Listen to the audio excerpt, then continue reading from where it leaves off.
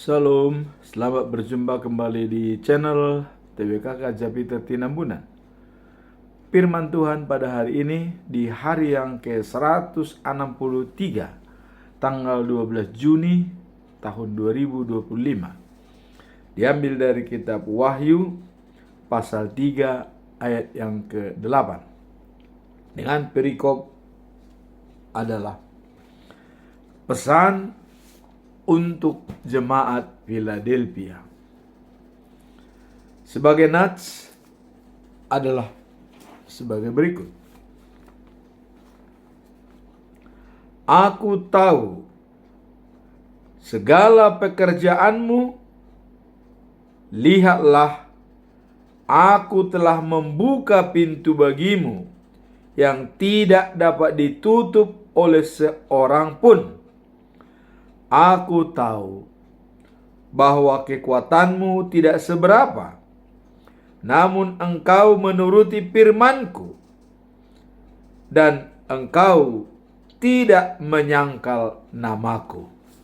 Demikian firman Tuhan pada hari ini. Sebagai pedoman kita pada bulan Juni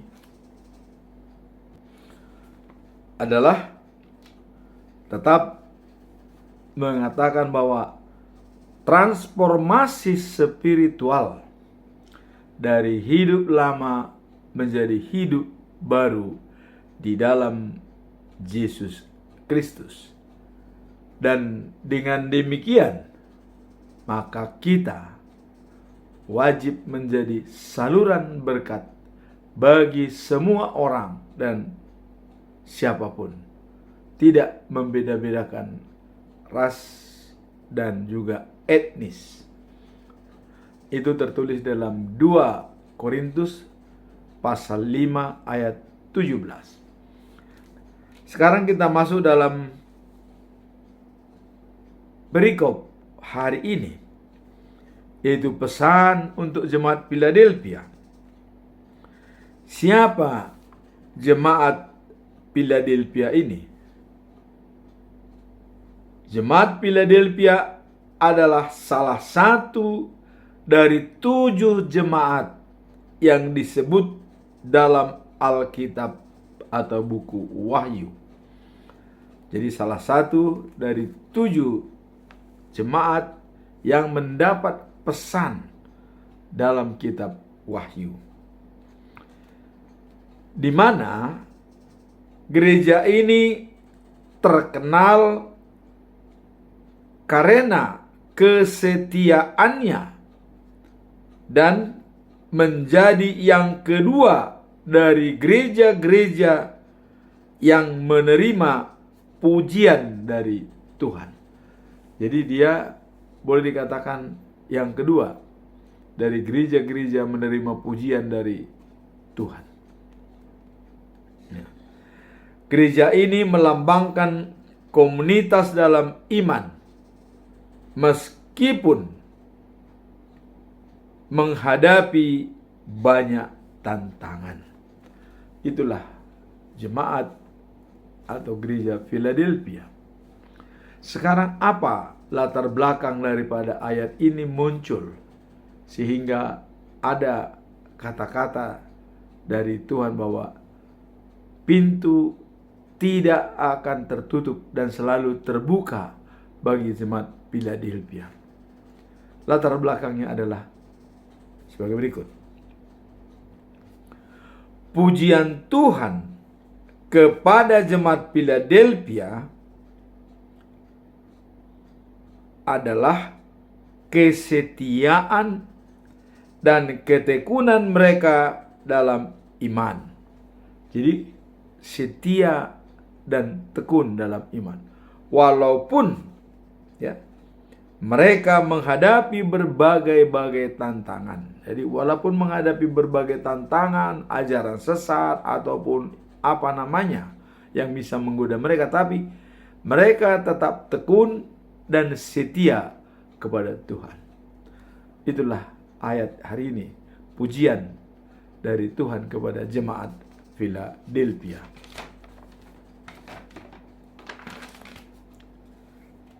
Ayat ini mencerminkan ya bahwa pengakuan Tuhan akan usaha mereka dalam menjaga iman serta janji-janji untuk membuka pintu-pintu kesempatan bagi mereka yang setia.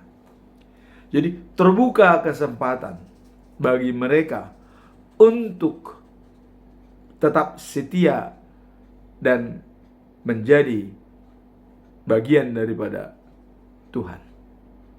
Tidak ada yang bisa menutup pintu itu, selalu terbuka buat mereka. Itulah janji kepada mereka sebagai hadiah karena kesetiaan dan ketaatan mereka di dalam jemaat. Maka dijabarkan oleh dalam Wahyu bahwa Tuhan membuka pintu bagi mereka untuk kesempatan untuk masuk di dalam kerajaan surga. Pintu ini adalah melambangkan kesempatan baru dan pengharapan bagi mereka yang berpegang teguh pada iman meskipun dalam kesulitan. Jadi merupakan kesempatan dan pengharapan bagi mereka yang berpegang teguh pada iman, tentu yang percaya. Jadi dibuka kesempatan ya. Maka jangan disia-siakan kesempatan itu apabila sudah Tuhan membuka kesempatan bagi jemaat di Philadelphia. Nah, ahli teolog berpandangan masalah ini ya, bahwa jemaat Philadelphia menjadi contoh bagi umat Kristen zaman ini tentang pentingnya untuk tetap setia dan bersaksi serta mengandalkan janji-janji Tuhan sebagai sumber kekuatan dalam menghadapi tantangan sehari-hari. Jadi jemaat Philadelphia adalah merupakan contoh dalam zaman saat ini, di mana kesetiaan dan keteguhan mereka untuk mengikut Tuhan tidak pernah goyah, tidak berubah. Itulah maka Tuhan memberikan kesempatan kepada mereka untuk mendapatkan janji-janji Tuhan. Apa janji-janji Tuhan?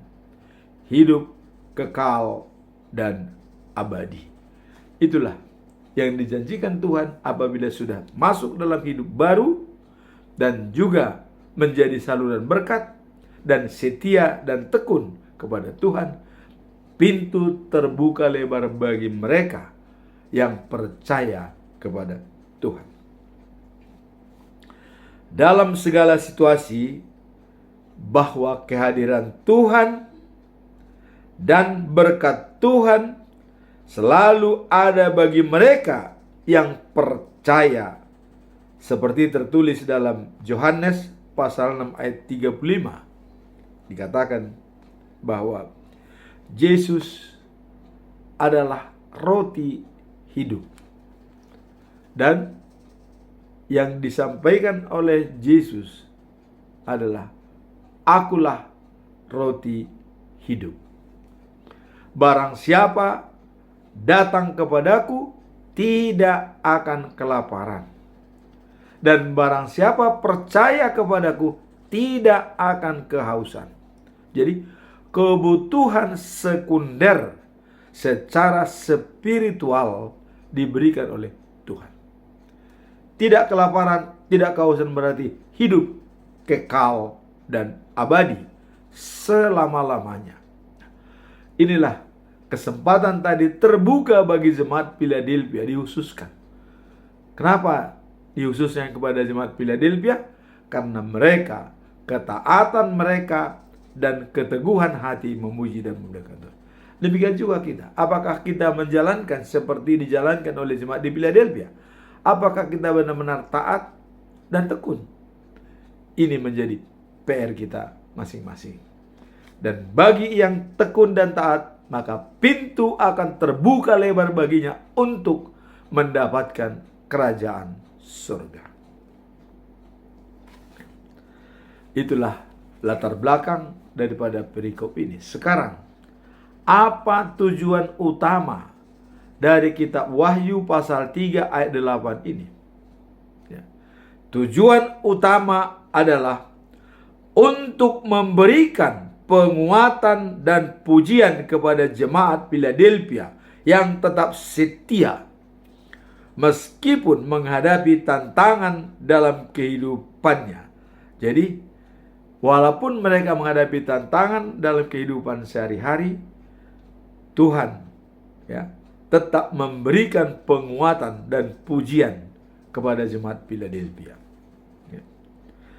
Tuhan mengatakan, jadi terhadap jemaat di Philadelphia, Tuhan mengatakan adalah sebagai berikut. Bahwa Dia mengetahui segala pekerjaan jemaat tersebut dan akan memberikan kesempatan melalui pintu yang terbuka. Tuhan mengetahui tentang kesetiaan, keteguhan hati daripada jemaat-jemaat yang ada di Philadelphia. Ini menggambarkan bahwa bagi kita yang saat ini yang tetap setia dan tekun beribadah, tekun baca firman Tuhan, maka Tuhan membuka pintu terbuka bagi kita untuk menggapainya hidup yang kekal dan abadi. Ini adalah merupakan gambaran bagi kita, tujuan utama bagi orang yang setia dan tekun, pintu terbuka baginya untuk masuk ke dalam kerajaan surga. Bagi jemaat yang setia dan tekun, Tuhan menyediakan jalan dan kesempatan yang tidak dapat ditutupi oleh siapapun. Jadi bagi orang yang setia dan tekun beribadah, Tuhan membuka jalan kesempatan bagi mereka yang tidak bisa ditutup atau dihalangi oleh siapapun. Sudah merupakan kodrat baginya, akan dibuka jalan menuju life after life, the new of Jerusalem. Nah, kemudian menurut para teolog, pintu yang terbuka ini dapat diartikan sebagai peluang untuk bersaksi atau menyebarkan Injil yang ditujukan khusus untuk komunitas yang tak tergoyahkan dalam iman mereka. Seperti contoh jemaat di Philadelphia. Jadi pintu terbuka itu adalah terbuka kesempatan bagi orang untuk memberitakan firman Tuhan. Itu sebenarnya pintu terbuka. Jadi bagi orang-orang, teman-teman, saudara-saudara kita yang masih belum percaya kepada Yesus, terbuka kesempatan. Masih ada jalan. Ini adalah merupakan himbauan kepada teman-teman yang masih belum percaya kepada Yesus, supaya masuklah melalui jalan yang dibuka oleh Tuhan Allah, dan itu tidak bisa ditutupi oleh siapapun. Terbuka jalan untuk datang dan percaya kepadanya untuk kehidupan yang kekal dan sejati. Nah, kemudian poin ketiga, apa pesan moral dari perikop ini? Pesan moral dari kitab Wahyu pasal 3 ayat 8. Pesan moralnya adalah pentingnya kesetiaan dan kekuatan dalam iman, serta pengharapan akan kesempatan yang diberikan oleh Tuhan. Jadi pentingnya kesetiaan dan kekuatan dalam iman. Jadi iman yang kuat adalah iman yang setia dan yang tekun. Sehingga pengharapan akan kesempatan yang diberikan oleh Tuhan menjadi nyata. Pintu terbuka, Tuhan memberikan pengakuan atas usaha mereka dan membuka pintu bagi kesempatan baru. Nah, apa yang dimaksud? Membuka pintu untuk kesempatan baru bagi mereka yang masih belum kenal, atau bagi yang sudah setia dan tekun. Ini mengajak kita untuk tetap setia dan terus berdoa. Setia dan terus berdoa. Karena Tuhan selalu mengingat setiap langkah dan usaha kita dalam menjalani iman.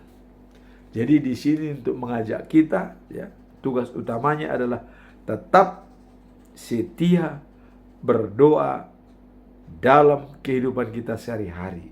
Karena itu pintu terbuka bagi orang yang mencari Dia dengan tulus dan segenap hati. Nah, sebab kalau kita lihat dalam Yehezkiel pasal 33 ayat 11 dikatakan, Allah tidak senang kematian orang jahat atau fasik. Tidak senang. Maka pintu dibuka lebar-lebar. Jadi Allah ingin supaya manusia itu bertobat dari dosanya, supaya dia mendapatkan hidup yang kekal. Itulah kemauan dan keinginan daripada Allah. Tidak senang melihat manusia itu berdosa. Jadi kalaupun ada manusia yang menangkal Tuhan dan membuat dia berdosa, dan walaupun dia mati, Tuhan tidak menginginkan kematiannya. Tidak. Tapi Tuhan menginginkan dia bertobat supaya mendapatkan hidup yang kekal. Jadi jangan kita senang kalau ada orang jahat mati. Ya, seperti contoh misalnya yang tidak percaya kepada Tuhan, bahkan menantang Yesus. Kalau dia, Tuhan saya mati hari ini, katanya, jangan. Ya, jangan seperti itu. Karena Tuhan tidak senang kematian orang seperti itu. Tetapi pertobatan yang diinginkan oleh Tuhan. Maka jangan sampai ada kita ingin mati karena mencobai. Tetapi kita karena sudah bertobat, maka silahkan. Kalau kita pun harus mati, ya rela. Rela mati. Karena itulah cita-cita kita. Dalam Roma 12 ayat 12. Bersukacitalah dalam pengharapan. Tekunlah dan sabarlah dalam kesusahan. Dan tekunlah berdoa. Jadi pengharapan kita, ya, adalah life after life, the new of Jerusalem. Hidup setelah kehidupan di Yerusalem yang baru. Wahyu pasal 21 ayat 9, Yerusalem yang baru itu diciptakan oleh Tuhan sendiri. Kapan itu terjadi? Wait and see. Tunggu tanggal mainnya. Nah, kemudian ada juga dua orang tokoh, ya, John Calvin dan juga Matthew Henry, ya. Mereka membuat suatu pernyataan bahwa pengakuan dosa adalah langkah awal menuju pertobatan. Karena kedatangan daripada Yesus Kristus ke dunia ini, ya, adalah barang siapa percaya kepadanya tidak binasa, melainkan beroleh hidup yang kekal. Itulah tujuan Allah mengirimkan Yesus sebagai juru selamat dunia untuk berdamai antara manusia dengan Allah. Sehingga itulah sebabnya maka Allah tidak ingin kematian orang fasik, tetapi pertobatannya supaya dia beroleh hidup yang kekal. Itulah kesenangan daripada Allah. Jadi jangan kita menganggap kalau ada mati orang jahat, Allah senang. Tidak.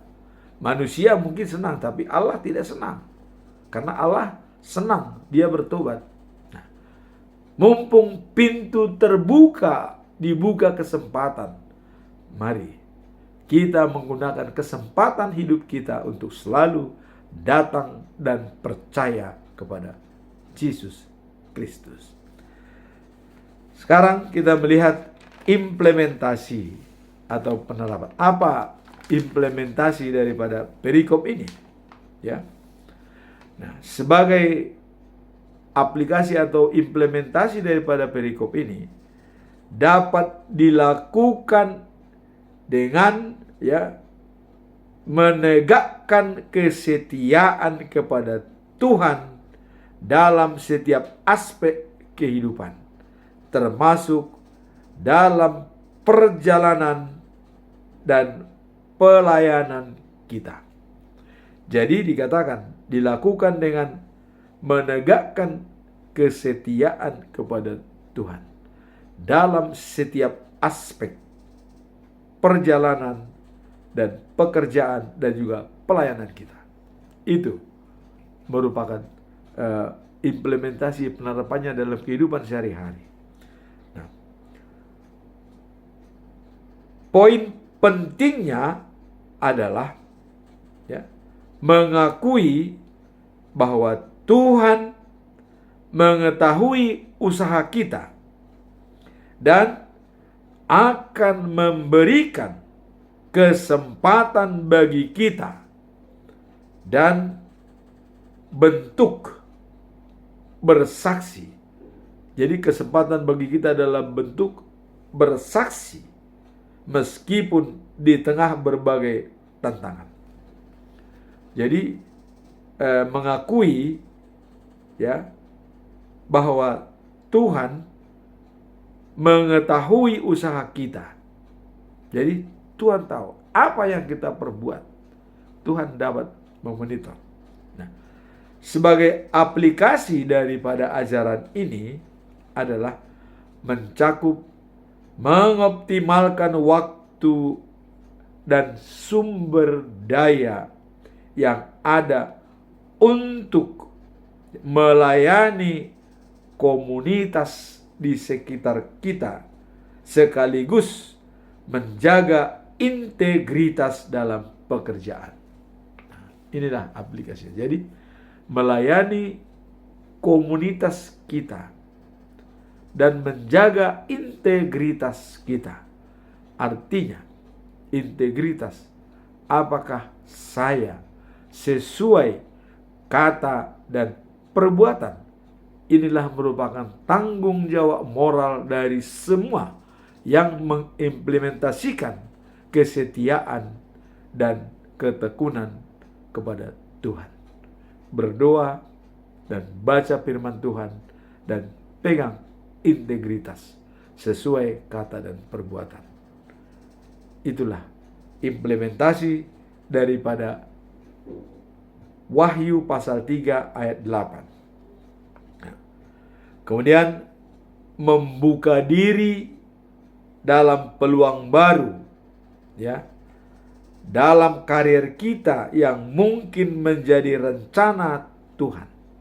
Jadi kadang-kadang kita tidak tahu apa yang kita rencanakan itu juga merupakan rencana Tuhan. Maka kalaupun kadang-kadang kita melihat, waduh, mulus, apa yang kita cita-citakan itu tercapai, karena itu sesuai dengan rencana Tuhan. Tapi ada kalanya apa yang kita cita-citakan tidak pernah tercapai, berarti itu belum sesuai dengan rencana Tuhan. Jadi ukurannya adalah apabila apa yang kita rencanakan itu berjalan mulus. Dan ada kalanya memang ditunda, ada kalanya langsung diberikan, tapi ada kalanya adalah ditolak sama sekali.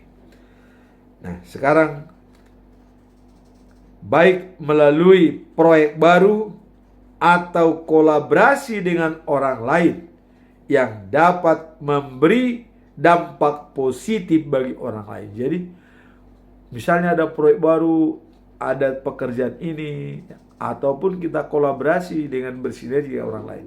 Itu semua adalah mari kita rayakan supaya itu menjadi rencana Tuhan, bukan rencana kita sendiri. Nah, dalam tantangan yang kita hadapi, Tuhan mengajarkan bahwa Ia akan membuka kesempatan bagi kita yang setia, harapan baru, ya, dan juga melayani dan bersaksi. Jadi iman kita yang kuat melayani dan bersaksi. Bagaimana bahwa iman kita bisa melayani dan bersaksi? Yakobus pasal 2 ayat 17 bahwa iman tanpa perbuatan adalah mati. Jadi kita ujuk nyatakanlah iman itu dengan perbuatan kita. Karena Martin Luther mengatakan sola fide, kita dibenarkan hanya karena iman. Perbuatan baik tidak. Kita bisa berbuat baik segala macam, tapi kalau iman kita tidak fokus kepada Tuhan, itu tidak ada artinya. Maka kita diselamatkan hanya karena iman. Iman percaya kepada Allah sebagai sumber kehidupan. Iman percaya kepada Yesus Kristus sebagai penyelamat dunia dan juru damai. Iman percaya kepada Roh Kudus sebagai pembimbing kita dan merawat kita dari awal sampai akhir dalam kehidupan kita saat ini, di mana Yesus sudah naik ke surga. Allah juga berada di surga. Hanya Roh Kudus yang membimbing kita supaya kita bisa eksis dalam setiap kegiatan kita. Itulah firman Tuhan pada hari ini. Semoga firman ini menjadi bekal bagi kita dengan contoh jemaat Philadelphia yang tekun dan yang setia adalah merupakan contoh jemaat, dan Allah membuka pintu lebar bagi orang yang setia dan taat untuk masuk dalam kerajaan surga. Life after life, the new of Jerusalem. Hidup setelah kehidupan saat ini adalah di Yerusalem yang baru. Amin. Tuhan memberkati kita semua.